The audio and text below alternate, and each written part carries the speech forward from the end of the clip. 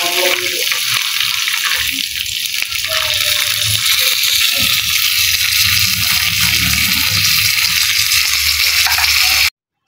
নববর্ষ।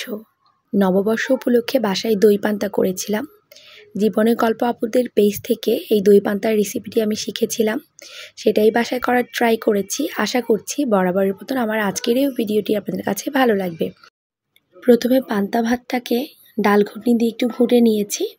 লাগবে আমাদের পেঁয়াজ কুচি, পরিমাণ মতো লবণ, টক দইটাকে ভালো করে ফেটিয়ে নিতে হবে। এখন ভাতের সাথে ভালো করে মিক্সড করে নেব। তারপর এখানে ফোড়নের জন্য লাগবে আমাদের জিরা, সরিষা, কাঁচা লঙ্কা আর শুকনো লঙ্কা।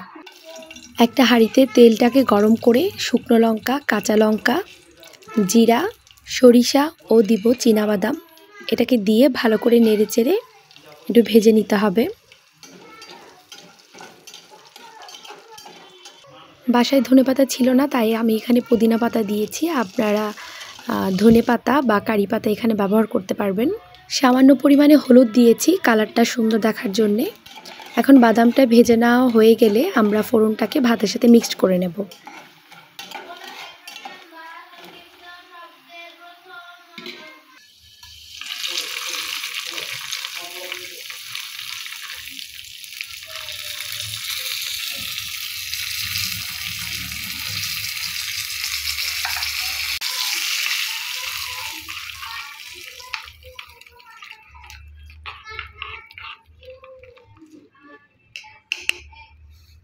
এখন হাত দিয়ে মরিচগুলোকে চটকে ভাতের সঙ্গে ভালো করে মেখে নেব।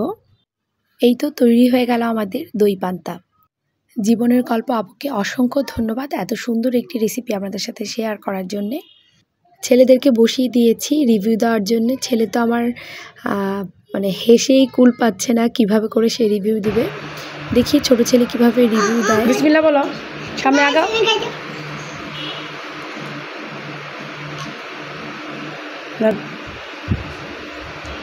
সবাইকে নতুন বছরের শুভেচ্ছা জানিয়ে আমার আজকের ভিডিওটি এখানেই শেষ করতে যাচ্ছি। আপনারা সবাই ভালো থাকবেন, সুস্থ থাকবেন। আসসালামু আলাইকুম, আল্লাহ হাফেজ।